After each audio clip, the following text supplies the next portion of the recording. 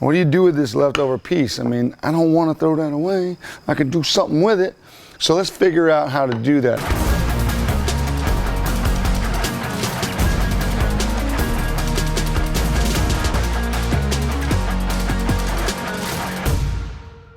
Sometimes when I use some handle material, I have leftovers. Like this really nice piece of stabilized wood from Mad Scientist knife scales.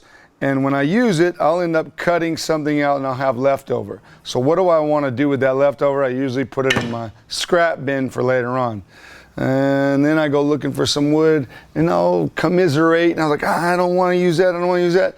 So let me show you how I overcome that problem by taking several pieces of wood, putting them back together in a manner that I like and it looks good, and using them. This is one I've already glued up. So this is some African blackwood, had a little chunk, and this is some really nice curly maple, and I had enough to make nothing, So what I did was I glued them together, I glued them on a liner, and they're going to be beautiful when I'm done. I'm not shaping this today, I'm just going to show you how I stick some wood together to make one good big chunk, and I'm going to use scraps. So let's go look through the scrap bin, see what we got.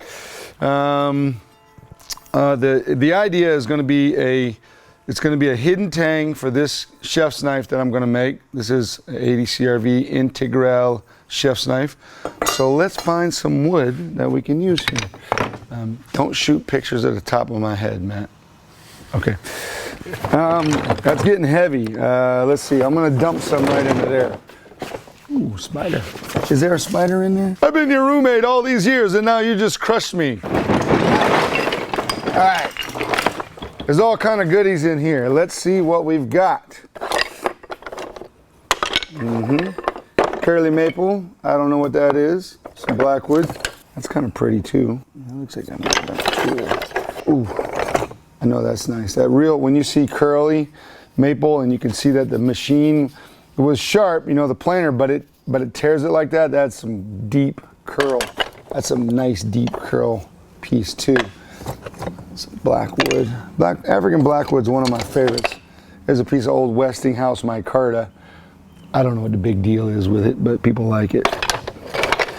That's some nice, crazy stuff I used. It looks like sherbet. I know there's something in there that we can use. Just dig through. It's like, why would the better stuff be on the bottom? I don't know. Look at that. That's a whole chunk in there I could just use like it is.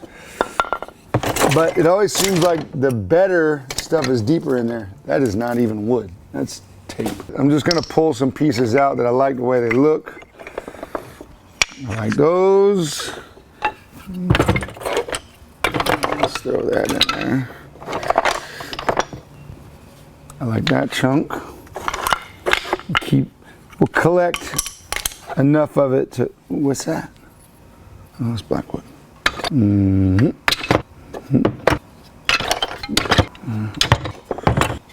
This says free Alex. So this is free. Alex, thank you. It was free to Alex, or maybe free from Alex, I don't know. Burley on the outside, burley on the inside. A piece of pine, I'm sorry. It's a bigger chunk of koa, we'll use that too. So we're getting our pieces together that we're gonna need. And I'm sure that the best stuff is on the bottom, and I can't get to that, obviously, right? Always on the bottom. This looks like a complete set of scales. It's some bean head. I think of it as a lima bean. So I have gathered from across the globe different pieces of wood. Okay, that's not true. I just got them out of the wood scrap can. So instead of using a big chunk like that, or if I did use a big chunk like that, and I have the leftover pieces, these are some of the leftover pieces. And I got all kind of wood here. Let's lay some of this stuff out. That's really nice looking right there. I'm liking that. I like that piece. I like that ironwood. I like that koa. I always like blackwood, African blackwood and koa. Gorgeous. Always like curly maple. This is a piece. It has, boy, there's a lot of blah going on in there. Maybe that should go back in the scrap pile. Boop. Oh, look at that. Now that's killer. It's got some killer curly in it, both sides. All right, let us construct a piece of awesome handle material that will go on this chef's knife. Ta-da! I like that piece. Let's mix it with some dark, maybe this. So we got some blackwood, and we got this curly maple, this curly koa. It's another chunk of curly koa. It's pretty curly all the way around. Let's sand this a little bit so I can get a better look at it, okay?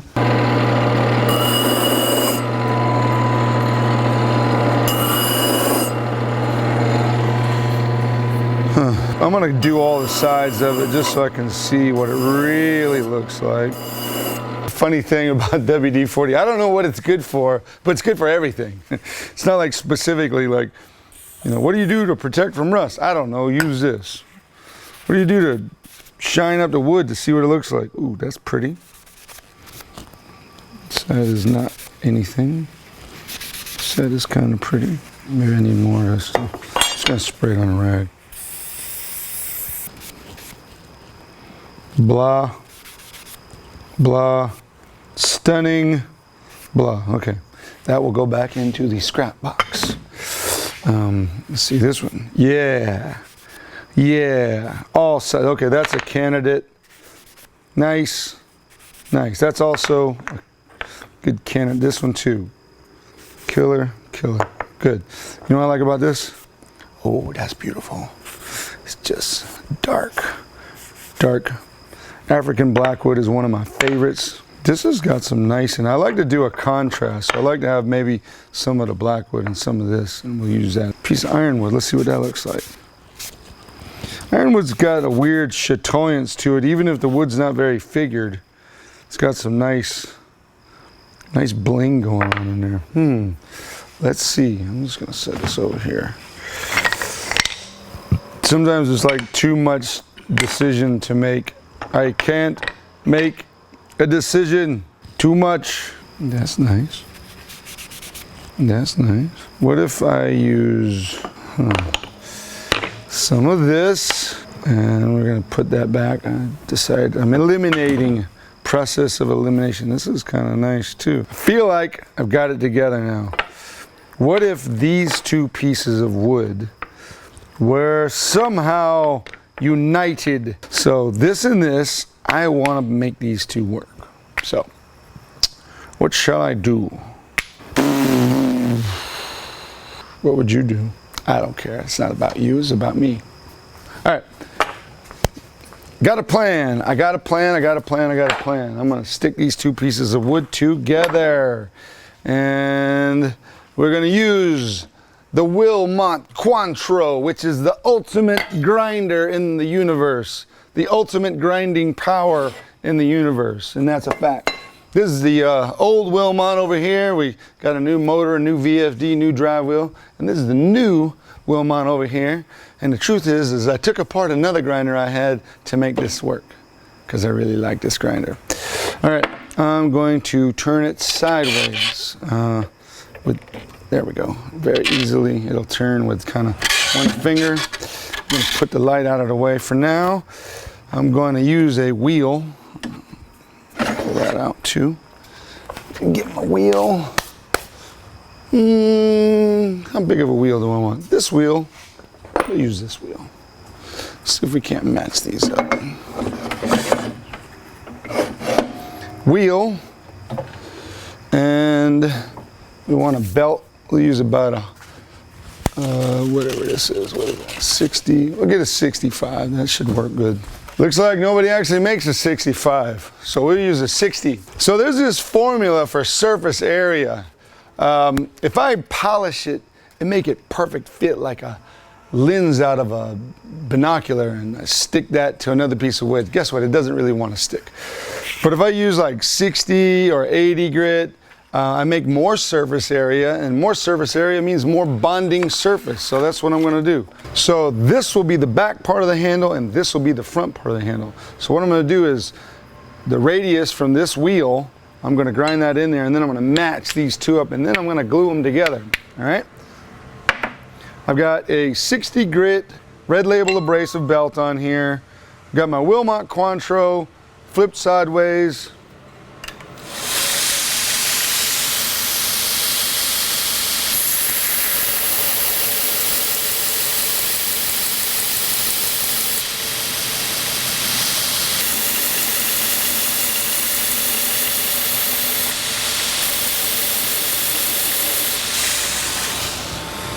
All right, that looks pretty good. Maybe I'll take it to 120, and that might make me happier. Now, I'm gonna match this piece to this piece. Problem I just found in here is this piece has a huge crack in it. So, there's a crack. That's probably why I threw it in that scrap. And I'll show you where it is if you can see. But if it's, yeah, it's too short. So, we'll put you back, little fella. You could probably use this piece. This piece, good, good. No cracks. Let's see. We'll just match these two pieces up like right here. Make this one match this one.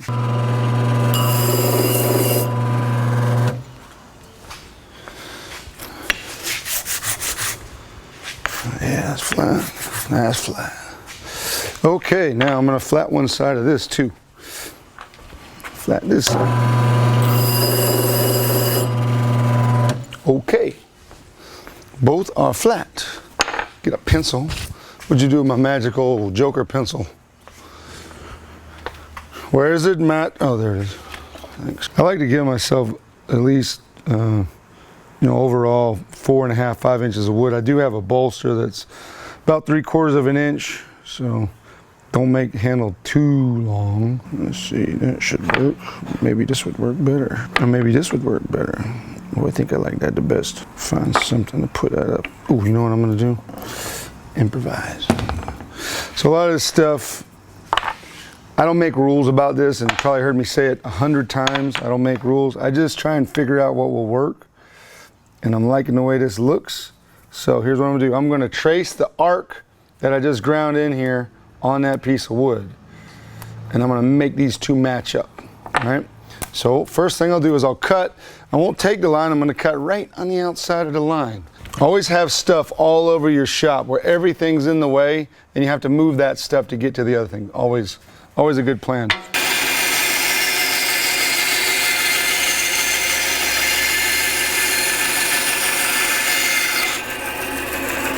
All right.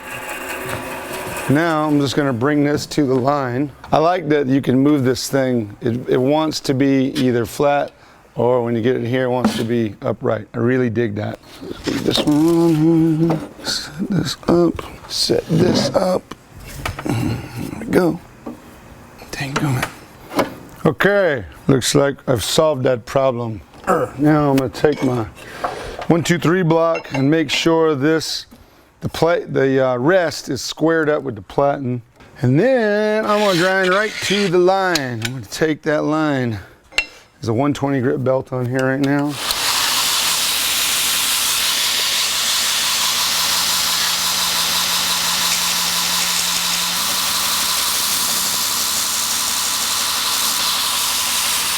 Okay, you can see, cut right to the line.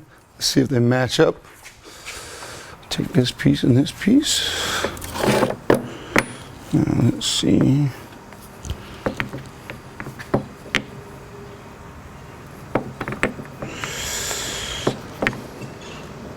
Ooh, look. A little bit on each end. So I got a little gap, so I'm going to take a little bit more off of each side. Easier way to do this is use a finer point. So one of the things that pencil line is about 7 thousandths. So what I'll do is I'll go back, put this here, put this here. I'll draw it again, but I'll use something a little finer. So what I'll do is instead of using the pencil, I'm going to use this scribe to cut my line, to draw my line. And then that should be perfect. So, see, it's a little bit finer of a line. And if I take it to that, yeah, that's better.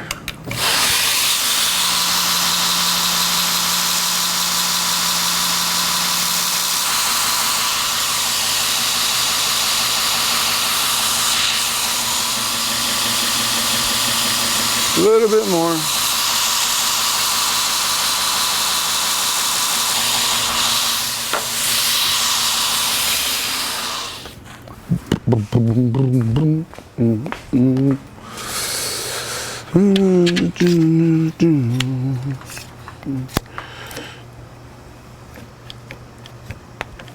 Why did I make it a curve? I don't really know.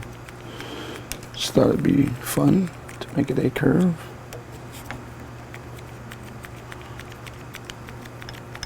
Come on, it doesn't take that long.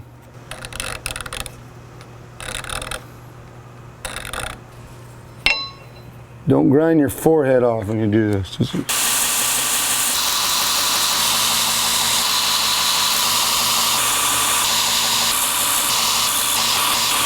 All right, I think we got this solved here. Oh, that's good. Okay, I cannot see any light through this. This is what I want. All right, great. It's exactly what I want. Now, next part. So, another thing that I want to remember is that I'm actually going to be running the tang of the knife through here. So I will have more support going through here. So I could use epoxy, or I could use, usually wood glues are not great for stabilize an African black, where they're very oily. This one is very oily. And this was, you know, these things get more like acrylized. So an acrylic glue, a real super glue, not the cheap, actually expensive junk from the, what do you call that? Big box store. I said it right that time. So I want to get closer to the length that I'm going to need for the handle. And I'm going to use this big inaccurate speed square. So I'll just give it a 5-inch so I can cut that off. Now, the reason I'm doing this is I want a square bottom and square top so I can clamp them together really good. And that will be very beneficial to me. Yeah, this square is the most ridiculous. I don't know why we have one so big. I'm not sure what was I using this for? Fast triangle. Call it what you will. I don't care. Saw that part off, so I have a square end on both ends.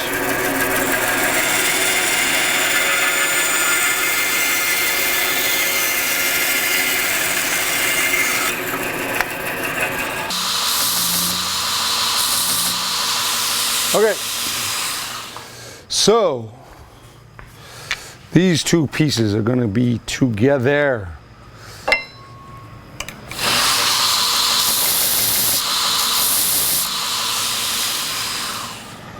A little more.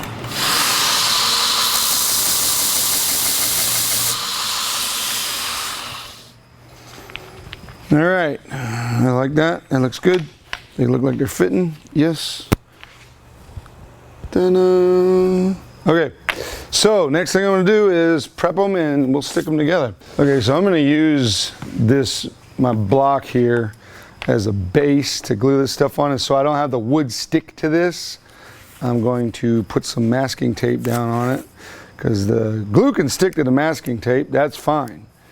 And the masking tape will grind off really easily. So, you know, but if the wood sticks to the stone, it's really difficult to get them apart. So let's get some acetone on here.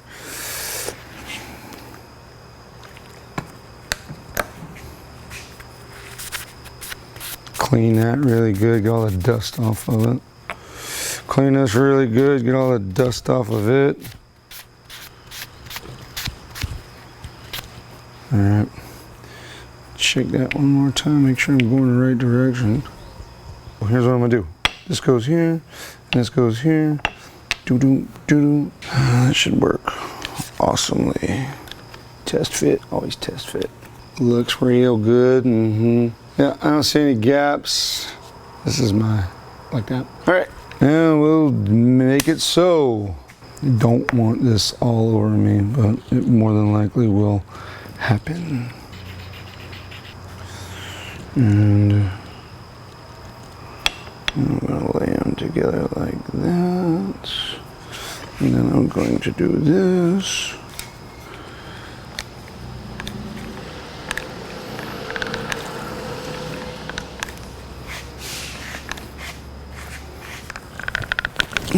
There we go. So if it sticks to that, no big deal, and it'll cure pretty quick.